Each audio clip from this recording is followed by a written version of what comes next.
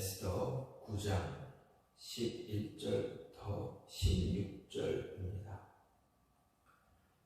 그날에 도성 수산에서 도륙한 자의 수요를 왕께 아뢰니 왕이 왕후 에스더에게 이르되 유다인이 도성 수산에서 이미 500명을 죽이고 멸하고 또 하만의 10아들을 죽였으니 왕의 다른 지방에서는 어떠하였겠느냐.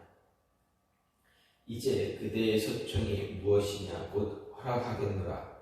그대의 요구가 무엇이냐 또한 시행하겠노라 하니 에스더가 이르되 왕이 만일 좋게 여기시면 수산에 사는 유다인들이 내일도 오늘 주소대로 행하게 하시고 하만의 10아들의 시체를 나무에 매달게 하소서 하니 왕이 그대로 행하기를 허락하고 조서를 수산에 내리니 하만의 10아들의 시체가 매달리니라. 아달월 14일에도 수산에 있는 유다인이 모여 또 300명을 수산에서 도륙하되 그들의 재산에는 손을 대지 아니하였고 왕의 각 지방에 있는 다른 유다인들이 모여 스스로 생명을 보호하여 대적들에게서 벗어나며 자기들을 미워하는 자 7만 5천 명을 도륙하되 그들의 재산에는 손을 대지 아니하였더라. 아멘. 오늘 말씀 에스더 9장 11절에서 16절입니다. 유다인들을 죽이기 위해 모략을 꾸몄던 하만의 계획을 무너뜨리기 위해서 하나님은 자신의 선하신 계획을 통해서 하만의 계략을 모르드게로 하여금 무너뜨리게 하셨습니다. 하나님의 선하신 계획은 하만이 모르드게와 유대인들을 죽이기 위해 제비를 뽑은 날을 선택하셔서 하나님을 대적하는 것이 얼마나 어리석은가를 보여주고 있습니다. 또한 하나님의 선택을 받은 백성은 하나님의 보호하심에 안에서 언제나 있다라는 것을 증명하고 있습니다. 하나님은 모르드게를 통해 자신의 계획을 완성하기 위해서 그 시간을 기다리셨습니다. 그리고 그 시간이 이르렀을 때, 즉 때가 찼을 때 하나님의 선하신 계획을 이행하셨습니다. 그날이 바로 하만이 제비를 뽑은 아달월 13일입니다. 그날에 유대인들의 도성 수산에서만 500명을 죽였습니다. 그리고 하만의 10아들을 죽였습니다. 하만이 하나님을 대적하기 위해 선택한 그날 하만은 자신뿐만 아니라 자신의 아들들까지도 죽음에 이르게 한 것입니다. 이것은 하만의 잘못도 아닙니다. 아주 오래전부터 하나님의 계획 안에 하나님의 뜻 안에서 준비된 것이기 때문입니다. 출애굽을 했던 이스라엘 백성을 광야의 길로 가로막으며 하나님을 대적했던 아말렉 족속을 하나님이 아말렉 족속으로 하여금 세상에 단 한 사람도 남아있지 않게 하시겠다는 그 선포하신 그 말씀을 이루기 위한 계획이었다라는 것입니다. 그리고 사울 왕으로 하여금 하나님의 뜻을 실천하도록 했지만 어떻게 됩니까? 사울 왕은 하나님의 말씀에 바르게 실천하지 못합니다. 전쟁에서 승리한 것에 도취되어서 하나님의 명령을 잊어버립니다. 또 그들의 재산을 탈취하는 것에 눈이 멀어 하나님의 명령에 순종하지 못합니다. 그것을 지금 모르드게와 에스더를 통해서 하나님의 뜻이 완성되어지고 있다 할 수 있습니다.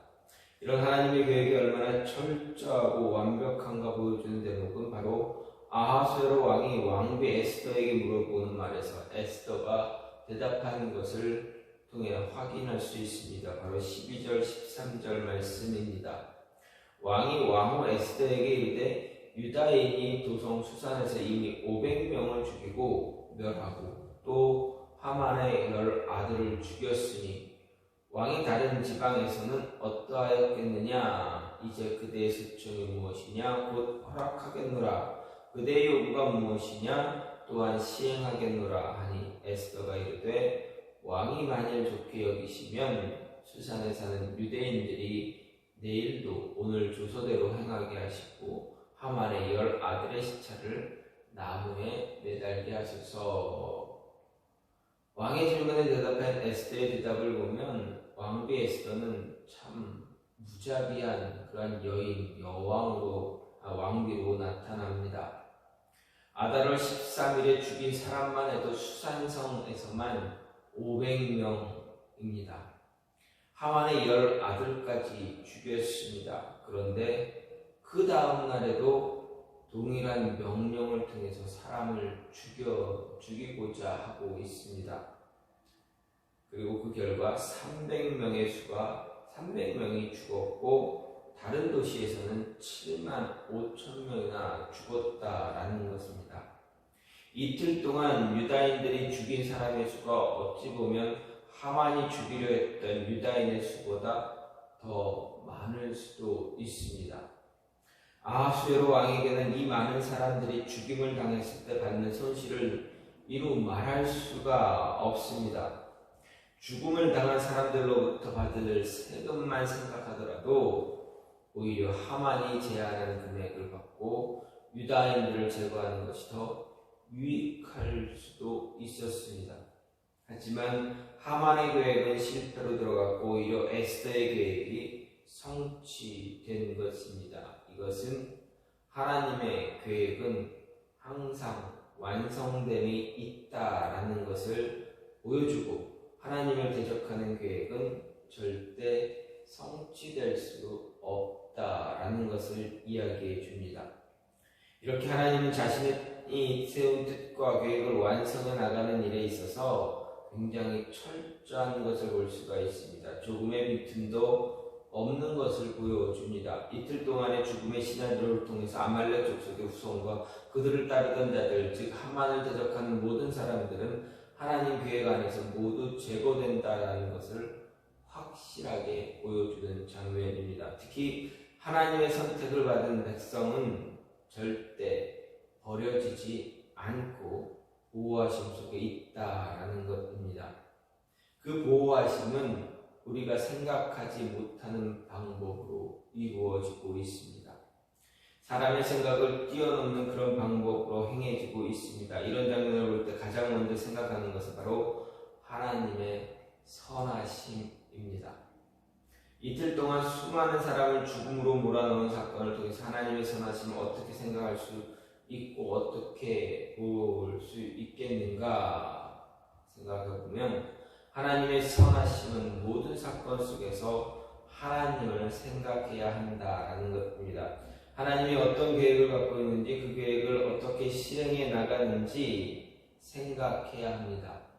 모든 사건이 진행되어 갈 때 사람의 입장에서 보는 것이 아니라 하만이나 아말렉 족속의 입장에서 보는 것이 아니라 하나님의 입장에서 생각해야 하나님의 선하심을 볼 수 있다는 이야기입니다. 하나님의 선하심은 하나님의 선한 계획을 통해 이루어집니다. 하나님 자신의 뜻을 이루기 위해서 세워진 계획이 그 뜻대로 이루어지는 것이 바로 하나님의 선하신 계획입니다. 하나님이 세상을 창조한 이유에도 여기에 있습니다. 세상을 창조한 것은 바로 하나님의 선하신 뜻을 이루기 위한 것입니다. 하나님의 사랑이 얼마나 거대하고 위대한가 보여주기 위한 것입니다. 인류를 향한 하나님의 사랑이 얼마나 위대한가 보여주기 위해서 인류의 조상을 창조하고 그 조상인 아담과 하와가 죄를 지음을 통해 그 죄를 씻어주기 위해서 자신의 배아들이신 예수 그리스도를 인류를 위해 보낼 위대한 사랑이 바로 하나님의 선하신 뜻이고 계획이었습니다. 인류를 향한 사랑을 보여주고 그 사랑을 알게 하기 위해 세운 언약도 하나님의 선하심 속에서 비롯된 것입니다. 인류를 향한 구원의 사랑을 알려줄 필요가 있었음에도 하나님은 그 사랑을 보여주기 위해서 자신이 먼저 언약의 주체가 되었고 언약을 체결했습니다. 그 첫 번째 언약이 무엇입니까? 창세기 3장에 나오는 언약입니다. 그 후에 노아와 아브라함, 모세 등을 통해서 하나님은 끊임없이 자신이 먼저 직접 언약을 체결하셨습니다.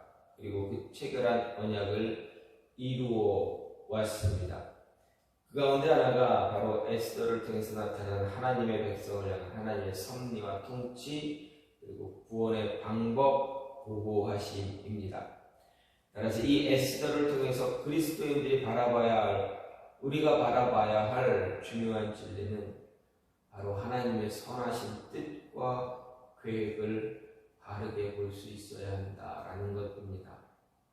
이런 사건이 우연히 일어난 것이 아니라 아주 오래전부터 준비되어 왔던 하나님의 계획이었다라는 것을 볼 수 있어야 합니다.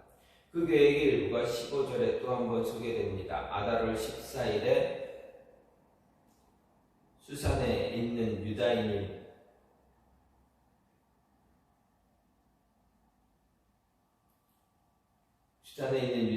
모여 또 300명을 수산에서 도륙하되 그들의 재산에는 손을 대지 아니했다라고 기록합니다. 하만의 계획은 유다인들을 죽이고 그의 재산을 탈취하는 것이었습니다. 하지만 하나님의 계획에는 하만과 그를 따르는 자들을 죽인 후에 그들의 재산을 탈취하는 것이 목적이 아니었습니다. 사람의 계획은 언제나 자신의 유익함을 위해서 모든 것이 계획되고 준비되고 계획되고 실행되어집니다. 하지만 하나님의 계획에는 자신의 우리의 유익을 위해서 이루어지는 것이 아니다라는 것입니다. 하나님의 계획에는 어떤 탈취가 목적이 아니다라는 이야기입니다.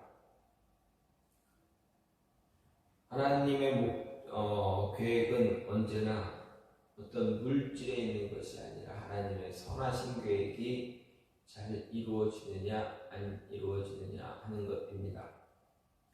아말렉과의 전쟁을 탈취가 목적이 아니었다라는 것, 하나님은 분명하게 사울 왕을 통해서 말씀하셨습니다. 사울 왕으로 하여금 아말렉과의 전쟁을 통해서 그들에게 그들을 세상에서 두말하라 멸하였지, 그들의 재물에 손을 대라, 욕심, 탐심을 가져라, 탐욕을 가져라, 그래서 그들 것을 다 탈취하라 라는 것이 아니었습니다. 하나님은 그들의 재산에 절대 손을 대지 말라 하셨습니다. 나를 위해서, 나에게 제사를 하기 위해서, 제물을 드리기 위해서 그들의 어떤 가축을 취하지 말라 하셨습니다. 아무것도 손에 대지 말라 말씀하셨습니다. 그것은 아말렉과의 전쟁은 탈취가 목적이 아니라 하나님을 대적한 그 무리에 대한 대적에 대한 심판이 목적이었기 때문입니다. 하나님의 심판이 목적인 전쟁에서 사울 왕은 탈취를 시도했습니다. 사울 왕이 잘못된 행위를 모르되게는 반복하는 죄를 짓지 않은 것입니다. 이렇게 하나님의 선하심은 그 순간에 일어난 우연이나 돌발적인 행위가 아니라 아주 오래전부터 준비된 하나님의 뜻과 계획 속에서 이루어지는 것임을 깨닫게 하는 것이 바로 에스더서가 쓰여진 목적입니다. 따라서 우리는 분명하게 하나님의 선하신 뜻과 계획을 볼 수 있는 그런 안목을 가질 필요가 있다라는 것입니다. 영적으로 하나님의 계획, 하나님의 뜻을 바라볼 수 있는 그 모습이 우리에게 있어야 한다. 그래야 하나님의 선하신 계획이 무엇이고 그 계획을 어떻게 이루어 가시는가를 바라볼 때 조급해하지 않을 수 있고 안달하지 않을 수가 있다라는 것입니다. 영적인 안목이, 영적인 눈이 띄어지지 못한다면 하나님이 일하지 않는 것처럼 보이기 때문에 조급해하고 그런 모습을 가질 수밖에 없다라는 것 우리는 알아야 합니다. 따라서 이런 안목을 키울 수 있는 그러한 모습을 가져야 합니다. 에스더 9장의 말씀은 바로 이런 하나님의 선하신 뜻과 계획이 어떻게 완성되어 가고 있는지를 볼 수 있어야 합니다. 분명히 이런 상황은 지금 현재를 살아가는 우리들에게도 동일하게 반복되어 나타나고 있습니다. 따라서 하나님의 선하신 뜻과 계획을 깨달아 알 수 있는 모습이 필요합니다. 그 뜻을 깨닫기 위해 주어진 삶에서 하나님이 무엇을 원하고 있는지 언제나 생각해야 합니다. 나를 통해서, 교회를 통해서, 우리를 통해서, 우리 가정을 통해서, 우리 아이를 통해서 하나님이 계획하시고 원하고 계시는 것이 무엇일까? 말씀을 통해서 그 해답을 찾고 기도함으로 하나님의 말씀을 통해서 하나님의 음성을 들을 수 있는 그 모습이 저와 여러분에게 필요하다. 그래야 하나님의 뜻, 하나님의 계획을 알 수 있게 됩니다. 말씀을 통해서, 삶을 통해서, 사람과의 만남을 통해서 끊임없이 말씀하시는 하나님의 음성을 들을 줄 아는 자 되어줘야 합니다. 그래야 하나님의 뜻을 따라서 그 계획을 함께 이루어 성취해 나가는 그러한 하나님의 자녀가 될 수가 있습니다. 그래야 조급한 마음에 안절부절하지 않고 하나님을 바라보며 그 계획을 바라보며 기다리며 인내하며 따라갈 수 있다는 것 잊지 마시고 하나님의 음성 들을 수 있는 하나님의 계획을 바라볼 수 있는 눈과 귀를 가질 수 있어야 합니다. 그 모습을 가질 수 있게 해달라고 끊임없이 기도하고 간구할 수 있는, 간구하는 그런 모습이 저와 여러분 안에 있기를 간절히 소망합니다. 그래서 하나님의 뜻을 바라볼 수 있는, 그 뜻을 이해할 수 있는, 헤아릴 수 있는 모습이 있기를 소망합니다. 이 시간 같이 기도하기를 원하는 것은 하나님의 선하신 계획을 우리가 바라볼 수 있게 해달라고